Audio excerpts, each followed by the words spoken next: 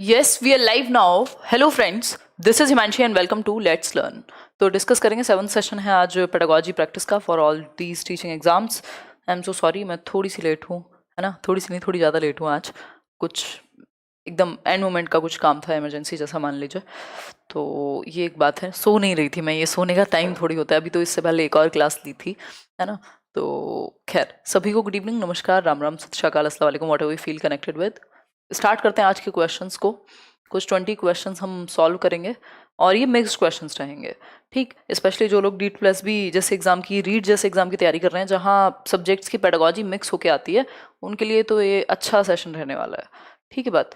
तो पहला क्वेश्चन देख लीजिए एक बार. पहला क्वेश्चन एक आसान सा क्वेश्चन.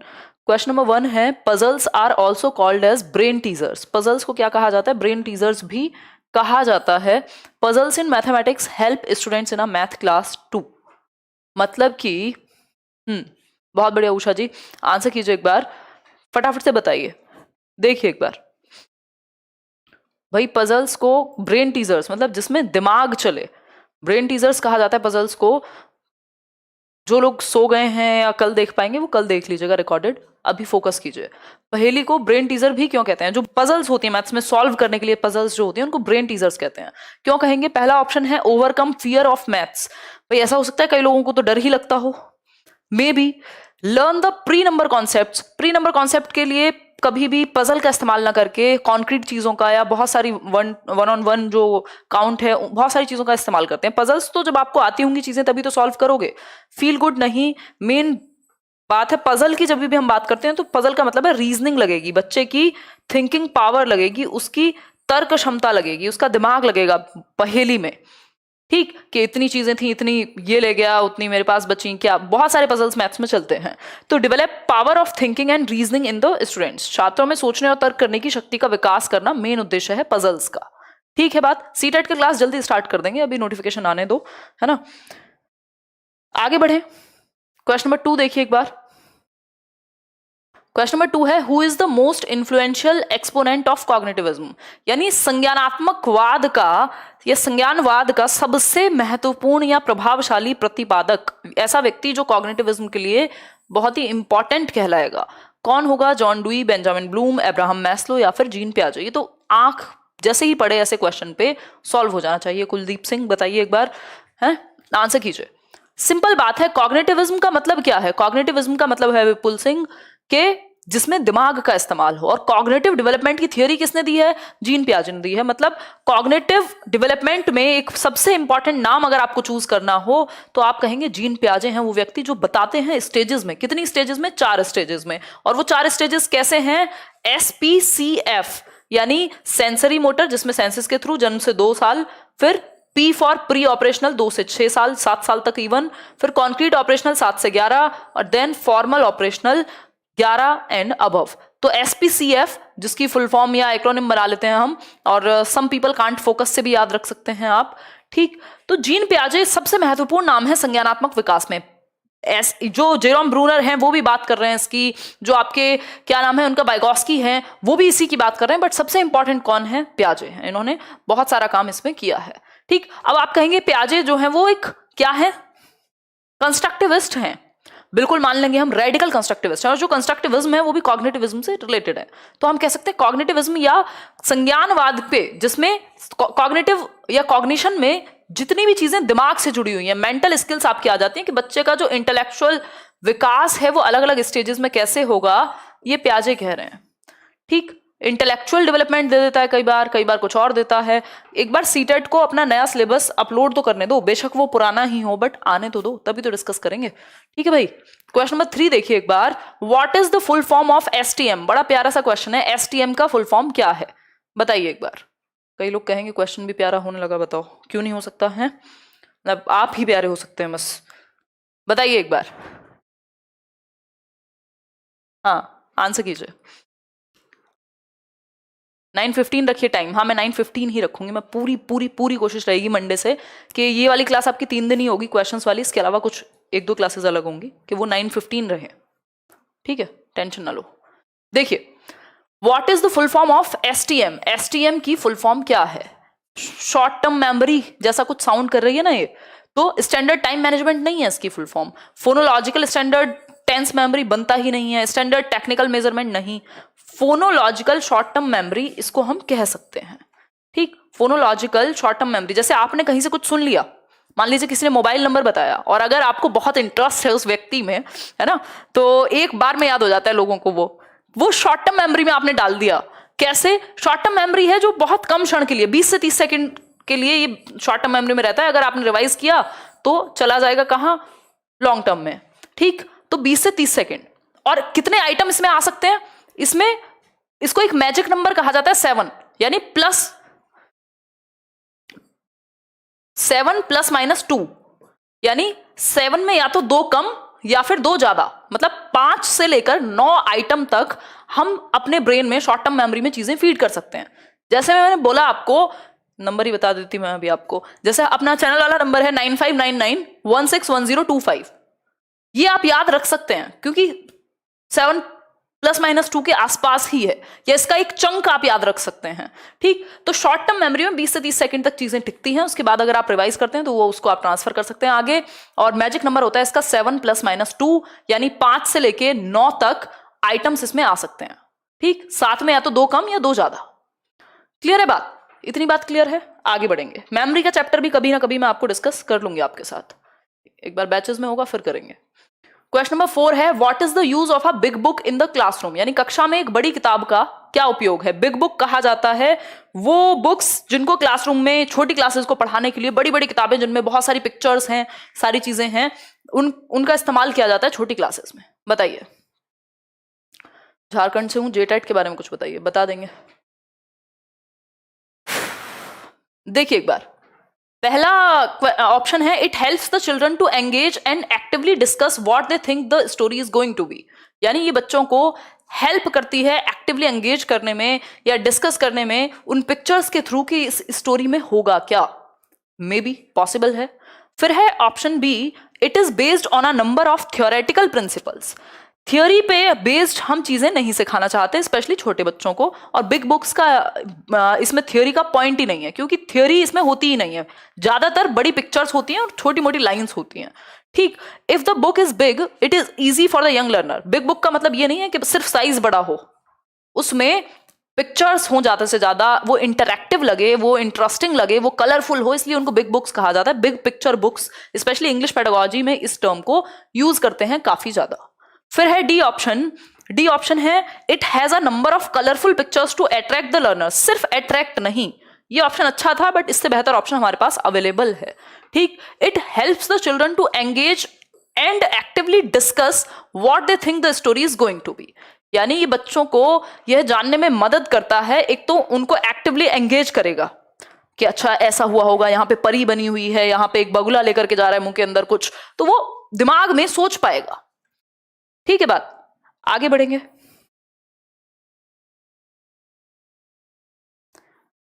अगर आप देखना चाहें तो ये बिग बुक्स इस तरह की हो सकती हैं। ठीक, कि बच्चे बैठे हुए हैं और वो देख करके आइडिया लगा रहे हैं कि भाई बड़ी बड़ी चीजें हैं, ऐसी स्टोरी की फॉर्म में भी हो सकती हैं। ये इंटरैक्टिव होती हैं, इजीली एंगेज कर पाता है बच्चा और फिर बात कर पाएगा कि नहीं ऐसा नहीं ऐसा हुआ होगा। ठीक, तो ये कहानी है। क्वेश्चन नंबर 5 देखिए एक बार, क्वेश्चन नंबर 5 देखिए, क्वेश्चन नंबर 5 पढ़िए एक बार। अरे अरे अरे अरे, शिवानी सिंह कह रही है इतना सक्सेसफुल होना है कि हिमांशु मैम का नंबर मिल जाए पर्सनल। ऐसी कोई बात नहीं है, मेरे नंबर में भी कितने 10 डिजिट्स ही हैं, बस समस्या ये है कि आप सबको अगर मिल गया तो वो नंबर बंद हो जाएगा।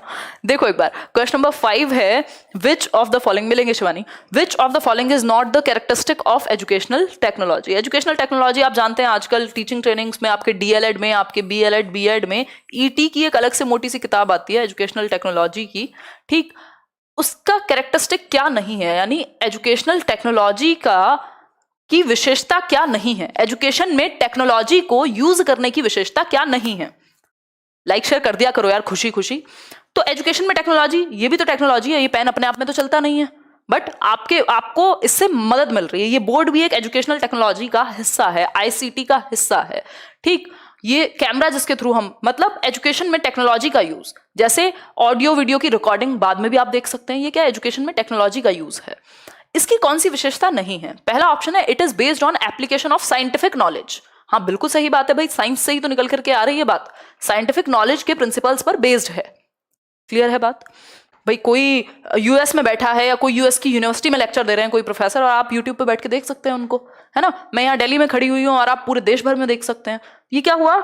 ये जो साइंस ने तरक्की की है उसके प्रिंसिपल्स पे कुछ एजुकेशन का यूज किया गया। कहाँ? टेक्नोलॉजी, मतलब टेक्नोलॉजी का यूज किया गया एजुकेशन में। It helps making teaching process objective. बिल्कुल सही बात है, सभी के लिए एक जैसा, कोई अंतर नहीं होगा। It encourages learning by controlling the environment. Environment control किया जा सकता है क्योंकि क्या है? एक पढ़ाई से रिलेटेड, एक टॉपिक से रिलेटेड। कंट्रोल्ड एनवायरमेंट क्या है? कंट्रोल्ड एनवायरमेंट है कि भाई एक बोर्ड का इस्तेमाल किया जा रहा है, कुछ यहाँ पे चीजें लिखी हुई हैं, आप कॉपी पेन लेकर के बैठे हुए हैं, जैसे क्लासरूम होता है, तो उस तरीके का माहौल बनाया जा सकता है। मदद करती है ये कंट्रोल्ड एनवायरमेंट में। आप रोड पे बैठ के पढ़ने लग जाएं, वहां कोई कंट्रोल्ड एनवायरमेंट नहीं है, वहां शोर शराबा होगा। It makes the teaching process monotonous. ये बात बिल्कुल सत्य है कि एजुकेशनल टेक्नोलॉजी इंटरेस्टिंग बनाने के लिए, चीजों को और ज्यादा एक्टिव बनाने के लिए, इंटरेक्ट करने के लिए है, ना कि मोनोटोनस। मोनोटोनस क्या है? कि बिल्कुल बोरिंग हो गई है वो प्रक्रिया, वही चीज हम रिपीट करते रहते हैं, नीरस, जिसमें कोई इंटरेस्ट नहीं है। मैं आपको सेम क्वेश्चन कराऊं बट उसके एग्जाम्पल की पिक्चर मैं अलग लगा सकती हूँ इस बार, तो ये मोनोटोनस नहीं है। बल्कि टेक्नोलॉजी तो हमें इतने सारे ऑप्शंस देती है कि कभी हम कोई वीडियो दिखा सकते हैं, कभी हम कोई फोटो दिखा सकते हैं, कभी हम एक अलग कलर से लिख सकते हैं। तो ये सब क्या है? ये मोनोटोनस बनती नहीं है इससे, बल्कि ऑपोजिट होता है, इससे इंटरेस्टिंग बनती हैं चीजें। ठीक है बात? आगे बढ़े। क्वेश्चन नंबर 6 देखिए एक बार। Teaching is done in a practical manner which is systematically worked out, which of the following lentils corresponds to the above description. यानी शिक्षण एक व्यावहारिक तरीके से किया जाता है जिसे व्यवस्थित रूप से बनाया जाए एक तरह से। मतलब teaching is done in a practical manner. Practical manner मतलब जो रियल लाइफ की नीड है उसके अकॉर्डिंग टीचिंग की जाए। ठीक है Sagar creations? Which is systematically worked out, यानी एक सिस्टमैटिकली वर्कड आउट वे में एक सिस्टम हो और प्रैक्टिकल लाइफ से रिलेटेड हो, मतलब रियल लाइफ से जोड़ पाए आप। ठीक। फिर उसके बाद which of the following lentils corresponds to the above description. ये जो कहानी इतनी गाई गई है यहां से यहां तक की, कौन सी बात इस चीज का समर्थन करती है? ड्रिल अप्रोच, या फिर आकस्मिक अप्रोच यानी इंसिडेंटल अप्रोच, देन आपका मीनिंगफुल अप्रोच या सोशल अप्रोच। जब बात हो गई प्रैक्टिकल लाइफ की, प्रैग्मेटिज्म की, या रियल लाइफ से जोड़ के सिखाने की। दूसरा सिस्टमैटिकली वर्कड आउट, मतलब एक सिस्टम से वर्क होगा, तो मतलब मीनिंगफुल बनेगी वो, तो मीनिंगफुल अप्रोच। इंसिडेंटल होती है सिर्फ इंसिडेंट के अकॉर्डिंग बता देना, अगर इंसिडेंटल होती तो फिर सिस्टमैटिक नहीं लिखा होता। ठीक, समझ रहे हो ना बात को? ड्रिल होता है बार बार सेम चीज को रिपीट करना, 2 एकम 2, 2 दूनी 4, दिस इज ड्रिल। ठीक है जी। फिर है सोशल अप्रोच, यहां समाज की इंटरेक्शन की तो बात ही नहीं हुई। ठीक, आगे बढ़ जाएं नेक्स्ट क्वेश्चन पे। जिनको क्लियर नहीं दिख रहा वो अपने फोन को ऐसे लिटा लीजिए और तब देखिए, और 1080p क्वालिटी थोड़ी सी बढ़ा लीजिए। ठीक, आगे बढ़े। यहां से एकदम क्लियर है।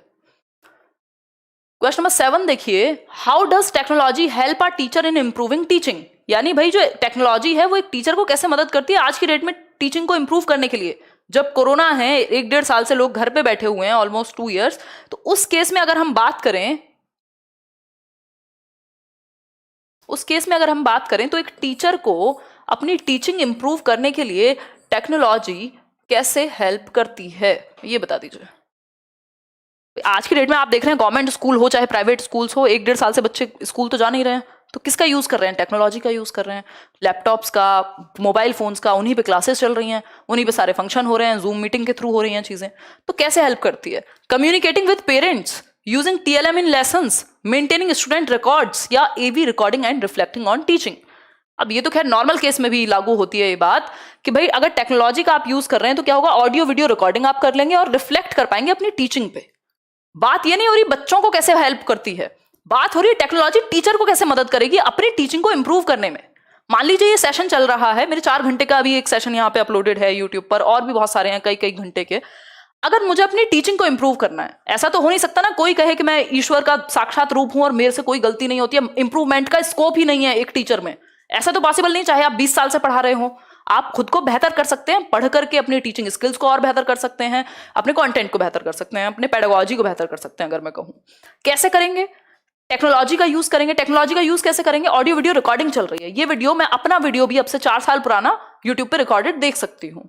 ठीक, फिर क्या करूं? रिफ्लेक्टिंग ऑन टीचिंग, रिफ्लेक्ट, प्रकाश डालने की जरूरत है कि मैंने इसमें और क्या बेहतर कर सकती थी या कर सकता था एज अ टीचर। कौन सा एग्जाम्पल दिया जा सकता था जो और बेहतर हो सकता था, है ना? क्या और किया जा सकता था जिससे इंटरेस्ट और बनता बच्चों का? क्या है ये कि आप रिफ्लेक्ट कर रहे हैं टेक्नोलॉजी के माध्यम से। अगर आपने टेक्नोलॉजी का यूज नहीं किया होता, है ना, आप मान लीजिए ऑफलाइन में पढ़ा रहे थे और कोई रिकॉर्डिंग नहीं है, आपको पता ही नहीं चलेगा कि आप कहां इंप्रूव कर सकते हैं। आप दूसरे की नजर से खुद को देख ही नहीं पा रहे हैं। दूसरे का मतलब है लर्नर्स, कि बच्चे के पॉइंट ऑफ व्यू से कितना और अच्छा कर सकते थे, ये आपको टेक्नोलॉजी बता रही है कि ऑडियो वीडियो रिकॉर्डिंग जब मिल जाएगी तो आपको रिफ्लेक्ट करने का मौका मिलेगा खुद पे। बाकी की 3 चीजें बच्चे के टर्म में है, बात हो रही है टीचर अपनी टीचिंग को कैसे इंप्रूव करे। ठीक है, हशमत एक बार फिर से मुझे टैग करना, मैं कोशिश करूंगी देख लूं आपने इंस्टाग्राम पे कुछ भेजा है। क्वेश्चन नंबर 8 देखिए, West's method aims at the development of dash which is an essential and salient feature of language learning. Doctor West का एक रीडिंग मेथड है, अगर आपने कभी सुना हो, इंग्लिश पेडागोजी से रिलेटेड है, बट आजकल सब मिक्स होकर के आ जाता है। तो wastes method aims at the development of dash which is an essential and salient feature of language learning. किस चीज पे ये फोकस करता है जो भाषा के सीखने में एक इंपॉर्टेंट फीचर है और एक महत्वपूर्ण विशेषता है? बताइए एक बार, जवाब दीजिए। जवाब राइटिंग, वाह वाह, बहुत बढ़िया, शाबाश। मैंने बताया, जबान से बताया कि वेस्ट का जो मेथड है वो रीडिंग मेथड है। ठीक, तो राइटिंग तो बिल्कुल भी नहीं होगा, राइटिंग नहीं होगा। हालांकि ऐसा नहीं है कि इससे इंप्रूव नहीं होगी, बट डायरेक्टली बात हो रही है इसेंशियल क्या होगा। रीडिंग मेथड है तो रीडिंग स्किल्स पे डायरेक्ट मत चले जाइएगा, वो रटना हो जाएगा। ध्यान से पढ़िए फिर से, West method aims at the development of dash which is an essential and salient feature of language learning. Language learning, West method reading का है, ये तो सबको पता है, बट इससे डेवलपमेंट किसका होगा? डेवलपमेंट होगा वोकैबुलरी का। ठीक, वोकैबुलरी क्या है? जो इसेंशियल है आपके समझने के लिए लैंग्वेज को। ठीक, तो इसमें एक तो रीडिंग, वोकैबुलरी, ये 3-4 चीजें इसके अंदर आती हैं। रीडिंग का तो ये ओवरऑल मेथड है ही, तो vocabulary is the right answer over here. आगे बढ़े, क्वेश्चन नंबर 9 देखिए एक बार।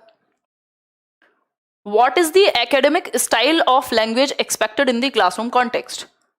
यानी लैंग्वेज एकेडमिक स्टाइल क्या होनी चाहिए क्लासरूम में लैंग्वेज की? देखिए एक बार, क्वेश्चन नंबर 9 कहता है what is the academic style of language expected in the classroom context. यानी कि क्लासरूम कॉन्टेक्स्ट यानी क्लासरूम के संदर्भ में, जहां बच्चे बैठे हुए हैं, सब सीख रहे हैं, सिखा रहे हैं एक दूसरे को, उस केस में अगर हम बात करें तो लैंग्वेज का स्टाइल कैसा हो, चाहे वो टीचर हैं चाहे वो बच्चे हैं, लैंग्वेज का स्टाइल होना कैसा चाहिए, ये पूछा है। पहला ऑप्शन है listening to the overload of information from the teacher. इससे क्या हो जाएगा? भर जाएंगे बच्चे, कि सिर्फ इंफॉर्मेशन दिमाग में भर लें। आप टीचर ने ओवरलोड कर दिया इंफॉर्मेशन बता बता के। कई बार होता नहीं, आपको लगता है यार बस बहुत हो गया, अब आज इतना ही रखते हैं। इसका मतलब क्या है? ओवरलोड हो गई है इंफॉर्मेशन आपके दिमाग में। Reviewing the input given by the teacher in the classroom, मतलब आप रिव्यू करें उस इनपुट को जो टीचर ने क्लासरूम में दिया है। ये लैंग्वेज का स्टाइल नहीं हुआ, रिव्यू तो आप अपने दिमाग में कर रहे हैं ना बैठ करके। Replying to the questions asked in the class, हाँ may be. Interpersonal stance, discussion and negotiation in the class. तो कोई ये दोनों ऑप्शन गलत नहीं है। ठीक, पहले वाला तो बिल्कुल सिरे से नकार देंगे हम, लेकिन डी ऑप्शन इन दोनों से बेहतर है, और जो सबसे बेहतर है वही आंसर है, वही हमें 1 नंबर दिलाएगा। नहीं, D+ भी PRT नहीं देंगे आप, अगर उससे हैं B.Ed दिया किया हुआ है तो उसके लिए डिप्लोमा चाहिए होता है। ठीक, देखिए, तो interpersonal stance, discussion and negotiation in the class. सबसे बेहतर जो लैंग्वेज का स्टाइल होगा क्लासरूम में इंटरेक्ट करने के लिए वो होगा एक दूसरे के साथ डिस्कशन हो, और कक्षा में चर्चा हो रही हो, नेगोशिएशन हो रहा हो, कोई अपनी बात रखे, सामने वाला दूसरी बात रखे, उन दोनों की अपने आपस में बहस कह लीजिए, एक डिस्कशन हो। ठीक, आगे बढ़ते हैं, नेक्स्ट पॉइंट पे जाएंगे। Who is regarded the father of demonstrative geometry?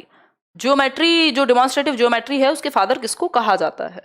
फटाफट से बताइए। ये तो 1 नंबर का क्वेश्चन है, ये आजकल मिक्स्ड पेडागोजी के क्वेश्चंस के नाम पे पूछ लिया जाता है। बताइए एक बार, जवाब दीजिए, आंसर कीजिए फटाफट से।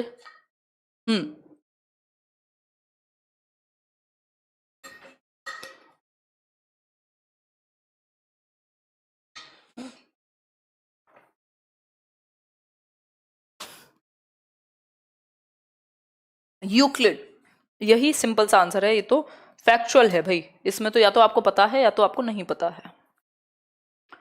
क्वेश्चन नंबर 11 देखिए, use of educational technology is advantageous over many other methods because, यानी जो एजुकेशनल टेक्नोलॉजी का इस्तेमाल है, एजुकेशन में टेक्नोलॉजी का जो इस्तेमाल है, चाहे वो ये स्मार्ट बोर्ड हो, चाहे वो कैमरा हो, चाहे वो ऑडियो वीडियो रिकॉर्डिंग हो, चाहे वो आपका टेप रिकॉर्डर हो, है ना, इन सब चीजों का जो इस्तेमाल है वो कैसे एडवांटेजियस है, बाकी मेथड से कैसे बेहतर है एजुकेशन में टेक्नोलॉजी का यूज, बताइए। एजुकेशन में टेक्नोलॉजी का यूज कैसे एडवांटेजियस है बाकी अदर मेथड से?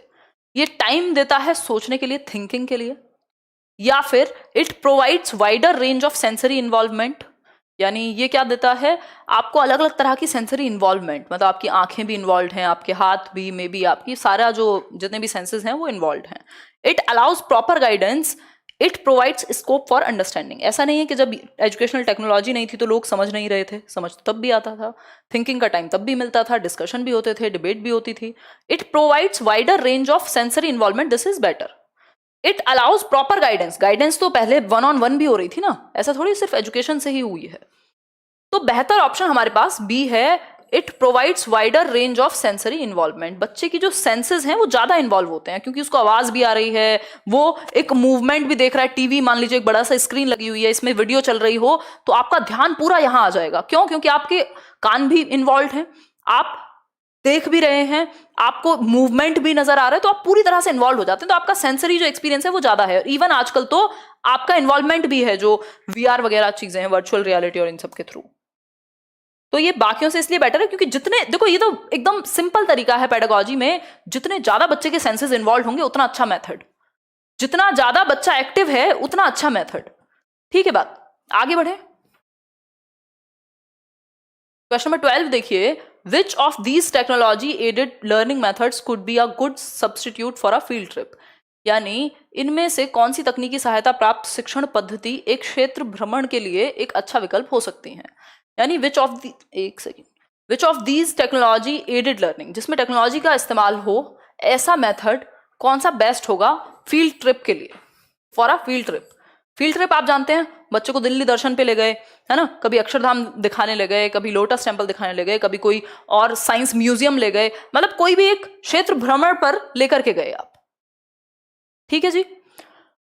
अगर हम बात करें तो इनमें से कौन सा टेक्नोलॉजी एडेड लर्निंग मेथड बेहतर सब्स्टिट्यूट होगा फील्ड ट्रिप का, यानी कहीं ले जाने की बजाय आपने टेक्नोलॉजी का यूज कर लिया, कौन सा मेथड बेस्ट होगा? Interactive learning program, telephonic interviews, web seminar या इंटरनेट? सबसे बेहतर होगा इंटरैक्टिव लर्निंग प्रोग्राम, क्योंकि फील्ड ट्रिप में क्या होता, वो इंटरैक्ट करता ना, वहां जाता, देखता चीजें, इंटरैक्शन में भी उसके सेंसेस ज्यादा इन्वॉल्व रहेंगे। तो अगर आपको सब्स्टिट्यूट देना है तो इंटरैक्टिव लर्निंग प्रोग्राम बेटर है। हो सकता है एक जगह से कोई और बैठा हो, दूसरी जगह कोई और वीडियो चल रही हो कहीं और की, या डिस्कशन हो रहे हो किसी एक ऐसे व्यक्ति से जो दूसरे शहर में बैठा है, तो वो बेटर ऑप्शन है। आगे बढ़ेंगे। Question number 13, What do children need to learn when they acquire a language? यानी भाषा सीखते समय उनको क्या सीखना, भी गलत होगा, भाषा को अर्जित करते समय उनको क्या सीखने की जरूरत पड़ती है? भाषा को अर्जित करते समय बच्चों को क्या सीखने की जरूरत पड़ती है? That's what they are asking us. बताइए। अरे सपना जी, आप लोग का, हम लोग सभी सीख रहे हैं साथ में, फैन वाली कोई बात ही नहीं। बताइए, एक बार आंसर कीजिए। करेंगे ऑनलाइन मीटअप, इस संडे से कंटिन्यू कर देंगे भाई। और बताइए। देखिए, confidence in speaking of the language, हाँ ठीक है। Communication skills in the language, ठीक है। Phonology, lexicon, grammar and pragmatics, sounds good. Complex and powerful system to learn the language, देखो इन सब में बेहतर ऑप्शन हमें ये नजर आ रहा है, क्योंकि इसमें बाकी के सारे ऑप्शन समाहित हैं। बात हो रही है कॉन्फिडेंस इन स्पीकिंग, तो कॉन्फिडेंस आता कब है? जब आपको फोनोलॉजी आती हो, आपको पता है आप सही शब्द बोल रहे हैं, आपको मीनिंग पता है उस चीज का, ग्रामेटिकली सही है, यूज किस शब्द का कहां कर रहे हैं, प्रैग्मेटिकली सही है, तो सारी चीजें तो यही आ गई। कम्युनिकेशन स्किल्स भी हो गया और कॉन्फिडेंस भी हो गया। Complex and powerful system to learn the language, सबसे बेटर ये है। क्यों? क्योंकि फोनोलॉजी क्या होती है कि आप साउंड्स को समझ पाए, भाई साउंड से रिलेटेड। फोनीम बोलते हैं ना हम, मतलब साउंड से रिलेटेड, मतलब आप लैंग्वेज में किस शब्द को कैसे बोला जाता है ये आपको पता हो। लेक्सिकन होता है आपको मीनिंग पता हो शब्दों का, आपको मीनिंगफुल वर्ड यूज करना आता हो, इंपॉर्टेंट है। ग्रामेटिकली आप सही बोल रहे हैं, ऐसा नहीं है इस की जगह आप आर लगा रहे हैं, एस की जगह आप ई एस लगा देते हैं। और प्रैग्मेटिक्स, प्रैग्मेटिक्स क्या है, प्रैक्टिकल लाइफ में यूज, रियल लाइफ में यूज पता हो आपको, है ना। जैसे प्रैग्मेटिज्म का, प्रैग्मेटिक्स का लैंग्वेज में मैं बहुत बार एग्जांपल देती हूं कि आपको पता होता है कि आपको अपने पापा के सामने क्या बात करनी है और अपने अपने दोस्तों में क्या बात करनी है। वो जो शब्द है ना आपके, वो अपने आप चुन चुन के निकलते हैं। सेम बात को आप अलग तरीके से कहेंगे, क्यों? क्योंकि आपको पता है कि कहां से चप्पल उड़ती हुई आ सकती है और कहां कोई दिक्कत ही नहीं होगी, नॉर्मल रहेगा, गाली वाली भी चल जाएंगी, है ना। तो प्रैग्मेटिक्स है कि सिचुएशन के अकॉर्डिंग आप किन शब्दों का इस्तेमाल करेंगे, वो प्रैग्मेटिक्स से रिलेटेड है। तो अगर इतनी सारी चीजें पता होंगी तो ऑब्वियसली आपकी कम्युनिकेशन, आपका कॉन्फिडेंस सब अच्छा हो जाएगा। क्लियर है ना बात? आगे बढ़े, क्वेश्चन नंबर 14 देखिए एक बार। Demonstrating close to real life situations is possible through which of the following, यानी निम्नलिखित में से किसके माध्यम से वास्तविक जीवन की स्थितियों को बहुत करीब से प्रदर्शित करना संभव है। यानी एग्जैक्टली वास्तविक परिस्थिति में नहीं है आप, लेकिन ऑलमोस्ट वैसा ही डिमॉन्स्ट्रेट कर पा रहे हैं। कौन से मेथड में? आप इतने फ्रेश कैसे रहते हैं यार, नजर मत लगाओ, अभी बड़ी मुश्किल से एनर्जी वापस आई है ना। आप लोगों के होते हुए फ्रेश ही फील करूंगी ना, और जिंदगी है, नई नई चीजें होती रहती हैं। ऐसे लाइक शेयर कर दिया करो, खुश हो के, वो भी हैं जिनको। बताओ एक बार, आंसर करो। इतने दिन के बाद ऐसे खुशी से बात हो रही है, अच्छा नहीं लग रहा क्या? Demonstrating close to real life situations, मतलब ऐसा डिमॉन्स्ट्रेशन, ऐसा प्रदर्शन जो बहुत ही नजदीक है किसके, रियल लाइफ सिचुएशन के या परिस्थिति के। ठीक है, तो पहला है प्रोग्राम्ड लर्निंग। प्रोग्राम्ड लर्निंग में तो वो एक तरह से सॉफ्टवेयर में सीखता है बच्चा, कि एक के बाद और डिफिकल्टी आएगी और डिफिकल्टी आएगी। तो जब सेल्फ लर्निंग की बात होती है, जब वो खुद से करके सीख रहा होगा, लेकिन वो एक प्रोग्राम के थ्रू सीख रहा है, रियल लाइफ सिचुएशन के थ्रू नहीं। सेल्फ लर्निंग की बात आती है तब हम इसके साथ चले जाते हैं। एक्सपेरिमेंट्स तो रियल लाइफ ही है भाई, इनमें रियल लाइफ क्लोज कुछ नहीं है, ये तो रियल लाइफ है एक तरह से। जब आप एक्सपेरिमेंट कर रहे हो तो वो तो रियल है ना, डिमॉन्स्ट्रेशन थोड़ी है, प्रदर्शन थोड़ी है। इंटरैक्टिव लर्निंग प्रोग्राम, इसमें भी आप इन्वॉल्व हो। सिमुलेटेड लर्निंग एक ऐसी चीज है जो अपने आप में रियल नहीं है, लेकिन रियल का एक्सपीरियंस दे रही है आपको। जैसे दो लोगों को आपने खड़ा कर दिया, एक को सब्जी वाला बना दिया, कुछ और बना दिया, मतलब वो रोल प्ले जैसा आपने इन्वॉल्व कर दिया। या फिर एक बहुत अच्छा एग्जांपल, जैसे जो डॉक्टर्स को जब मतलब पढ़ाया जाता होगा, तो वो एक जो सांस दिलाने वाली एक टेक्निक होती है, उसको जो भी कहते हैं, उसका सिमुलेशन किया जाता है। असली इंसान को तो नहीं लाके रखा जाता कि अगर सांस नहीं चल रहा हो किसी का तो क्या करें। तो ये सिमुलेशन है कि आपने एक नकली एनवायरनमेंट वैसा ही, ऑलमोस्ट रियल के जैसा ही बना दिया। ठीक, तो उसको सिमुलेशन कहेंगे। जैसे ये जो टेक्निक है कि भाई ऐसे करके और ऐसे सांस दिलाने की कोशिश करनी, दिस इज सिमुलेशन। ये रियल नहीं है, बट बिल्कुल रियल के जैसा है, close to reality, almost copied है वैसा ही। ठीक है, भावेश कह रहे हैं आप मन का विज्ञान मन से पढ़ाती हैं। हाँ, बहुत ज्यादा खुशी होती है मुझे आप लोगों के साथ जुड़ के। नेक्स्ट देखिए, चाहे लेट हो, लतीफ हो, कभी भी हो, बट आप लोग के साथ मजा आ जाता है। क्वेश्चन नंबर 15 देखिए, और ये सब्जेक्ट अपने आप में इंटरेस्टिंग है। The various aspect such as language यानी भाषा, टेक्नोलॉजी यानी प्रौद्योगिकी, इकोनॉमिक सिस्टम यानी आर्थिक जो भी आपके सिस्टम्स हैं, और education and various aspects of human civilization etcetera are collectively called as. मतलब इतनी सारी चीजें जो हमने इसमें जानी, अरे बहुत बढ़िया Angini, nice name. The various aspects such as language, technology, economic system, education and various aspects of human civilization etcetera are collectively called age. इन सबको मिला के क्या कहोगे? मतलब टेक्नोलॉजी भी है जिसमें लैंग्वेज भी है, इकोनॉमिक सिस्टम्स भी हैं, और वेरियस अदर सिविलाइजेशन रिलेटेड चीजें हैं। इन सबके कॉम्बिनेशन को, इन सबके कॉम्बो को आप क्या कहेंगे? बताइए। बीबी, वो बीबी बीबी करता था ना, एक कार्टून आता था, मेरे को नाम नहीं याद, मेरा भाई देखता था जब छोटा था। लाइफ देख के मेरे को याद आ गया। देखिए, लाइफ असिस्टिंग एनवायरनमेंट यानी जीवन सहायक वातावरण, सोशल एनवायरनमेंट, बायोफिजिकल एनवायरनमेंट या नेचुरल एनवायरनमेंट। अब ये थोड़ा ईवीएस काइंड ऑफ इन्होंने क्वेश्चन बना दिया। देखो, इसमें सब कुछ ही इन्होंने इन्वॉल्व कर दिया, वो बायोटिक और एबायोटिक मिला करके बायोफिजिकल बना दिया, कि जहाँ इकोनॉमिक सिस्टम भी है, भाषा भी है, नॉर्मल सिविलाइजेशन की और भी चीजें हैं, एजुकेशन है, टेक्नोलॉजी है, एवरीथिंग इज देयर, तो इसको बायोफिजिकल कहेंगे। सिर्फ सोशल नहीं है, ऐसा D2+ भी मानता है।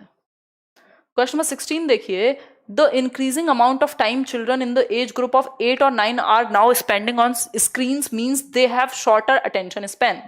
बहुत ही प्यारा सा और रियल लाइफ से रिलेटेड क्वेश्चन है कि आज की डेट में आप जानते हैं जो 8-9 साल के बच्चे हैं वो ज्यादातर टाइम अपना स्क्रीन पे बिताते हैं, चाहे वो वीडियो गेम हो, चाहे वो मोबाइल फोन हो, चाहे वो, अब लोग, पहले बच्चे दूध के लिए रोते थे, अभी फोन के लिए रोते हैं। ये मैंने ताजा डायलॉग बनाया है अभी, है ना, कि तो अगर हम बात करें तो 8 से 9 वर्ष की उम्र के जो बच्चे हैं, आप भी देखते होंगे, उनका स्क्रीन टाइम और बढ़ गया है, और कोरोना के चक्कर में तो और ज्यादा बढ़ गया है कि उनको फोन पे क्लासेस भी चल रही हैं और सारी चीजें, ठीक। मीन्स अब इससे हुआ क्या, उनकी जो अटेंशन स्पैन है वो छोटी हो गई, जल्दी से बोर होने लगते हैं। कई लोग तो ये कहते हैं जब आओ ना ऑनलाइन भी यूट्यूब पे तो एकदम रोबोट की तरह टक टक टक टक टक करके आंसर करके और चले जाओ, या जो पढ़ा रहे हो सिर्फ वही टॉपिक की ही बात करो, वो एक रोबोटिक वे होगा। टीचिंग वैसे वर्क नहीं करती है ना, आपको एक ह्यूमन कनेक्शन बिल्ड करना होता है। व्हाट डू यू सजेस्ट, क्योंकि हमारी अटेंशन स्पैन इतनी कम है कि हम इंतजार कर ही नहीं सकते। हमने वो देखा ही नहीं ना, जो अभी नए बच्चे हैं कि वो जो कर्सर है वो घूमता है, मिनट तक घूम जाता था पहले, इतना इंटरनेट स्लो होता था, ठीक। तो what do you suggest for the development of children in schools, ऐसी स्थिति में जहां 8 से 9 वर्ष के बच्चों का अटेंशन स्पैन कम हो चुका है, आप क्या सजेस्ट करते हैं एज अ टीचर जिससे कुछ बेहतरी हो, बताइए। पहला ऑप्शन है make parents aware of the importance of yoga for their kids, sounds good. Replace yoga with physical activities, ये तो दोनों बातें एक ही जैसी हो गई। Introduce yoga and mindfulness classes either as part of the PE यानी फिजिकल एजुकेशन करिकुलम, और as an optional lunch time और आफ्टर स्कूल एक्टिविटी, या फिर appointment of a good physical education and yoga teacher in school. देखो ये तो होते ही है, फिजिकल एजुकेशन तो आपका प्रॉपर आप पेपर देते हैं, टीचर बनते हैं, ठीक है। बताइए कौन सा ऑप्शन सही होगा। मैंने ये बी और डी को तो बिल्कुल ही हटा दिया। Make parents aware of the importance of yoga for their kids, सुंदर लग रहा है जानने में। सी ऑप्शन है introduce yoga and mindfulness classes either as part of the PE curriculum और as an optional lunch time, कि भाई चाहे तो फिजिकल एजुकेशन में डाल दो योगा को या माइंडफुलनेस को, कि प्रेजेंट रहना आए, उन्हें बैठ के शांति से टिक के बैठना आए थोड़ा सा, हाँ ठीक है बात। चाहे इसको आप फिजिकल एजुकेशन में डालो, चाहे आप इसको एक अलग से लंच टाइम में या आफ्टर स्कूल एक्टिविटी के रूप में इन्वॉल्व कर दो, तो ये ज्यादा बेहतर ऑप्शन है। क्यों? क्योंकि इसमें सॉल्यूशन बहुत ही विस्तार से बताया गया है। सिर्फ पेरेंट्स को इंपॉर्टेंस बताने से क्या होगा, आपको तो स्कूल में इंप्लीमेंट भी करना है। पेरेंट्स कोई दुश्मन थोड़ी है, वो तो खुद ही कहेंगे, वो आके आपसे कहेंगे हम तुझे रोज कहते हैं ऐसे योगा कर ले, देखता ही नहीं या देखती ही नहीं, ठीक है जी।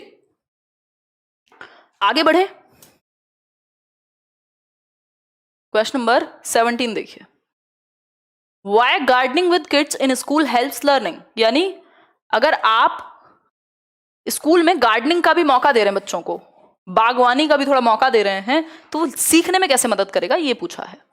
बताइए एक बार, जवाब दीजिए, जवाब दीजिए, जवाब।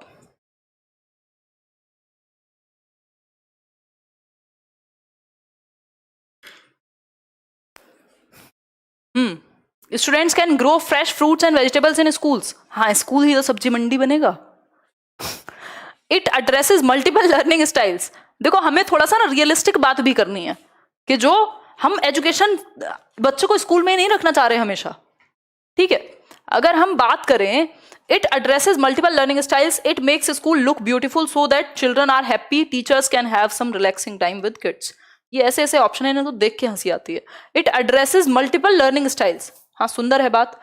स्टूडेंट्स कैन ग्रो, देखो बच्चों को यहाँ पे कुछ ग्रो करना है तो वो घर पे भी आप कह सकते थे उनको, है ना, जरूरी नहीं है। बात ये आपको ये देखना है बच्चे को ये एक्टिविटी करा के इनडायरेक्टली फायदा क्या है। फायदा ये है कि उसके सेंसेस जो हैं वो इन्वॉल्व होंगे। Multiple learning styles, multiple learning styles हो सकता है एक बच्चे को सिर्फ गार्डनिंग के बारे में पढ़ के ही अच्छा लग जाता हो, एक बच्चा जिसको जब आप मौका देते हैं कुछ करने का तो वो बहुत अच्छे से सीखता है। तो जो बेसिकली 3 प्रकार होते हैं लर्निंग स्टाइल के, एक है ऑडिटरी यानी सुन करके सीखने वाले लोग, दूसरा होता है आपका विजुअल लर्नर्स जो 60% से भी ज्यादा हैं, मतलब जिनको वीडियो में दिखा दो या टीवी में दिखा दो, बोर्ड पे दिखा दो, कोई एक टीचिंग लर्निंग मटेरियल दिखा दो, वो जल्दी से सीख जाते हैं। और तीसरे होते हैं काइंस्थेटिक, काइंस्थेटिक होते हैं जिनको एक्टिविटी करके समझ में आता है। तो तीनों प्रकार के लर्निंग स्टाइल्स यहाँ कवर हो जाएंगे। कैसे? जो देखने वाला बच्चा है वो देख भी रहा होगा, भाई पेड़ है पौधा है उसको कैसे उगाते हैं, टच करेगा। जो काइंस्थेटिक है वो टच फील करके एक्टिविटी करेगा। जो सुनने वाला है वो टीचर की बात भी सुन रहा होगा कि कैसे कैसे करनी है। तो ये मल्टीपल सेंसेस को या मल्टीपल लर्निंग स्टाइल्स को केटर करता है, इसलिए बेटर ऑप्शन है। अब 3 क्वेश्चन और बचे हैं बस। आपका बहुत बहुत धन्यवाद, इतनी रात को आपने आज समय निकाला, लेट हो गए हम थोड़ा। 9:15 पे कोशिश करेंगे। Developing national parks and wild life sanctuaries in relatively undisturbed areas is an outcome of which of these values. यानी कि आप नेशनल पार्क्स आप जानते हैं भारतवर्ष में हैं और वाइल्ड लाइफ सेंचुरीज हैं, ठीक, वो ज्यादातर ऐसे एरियाज में डेवलप की गई हैं या उनको बनाया गया है जहां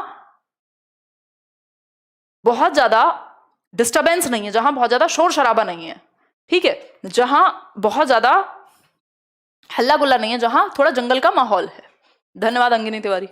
ठीक, तो ये किस वैल्यू को ध्यान में रख के ऐसा किया गया है बताइए, आंसर कीजिए। किस वैल्यू को ध्यान में रख करके ऐसा किया गया है? सोशल वैल्यूज, एस्थेटिक या सिविक या फिर कल्चरल वैल्यूज?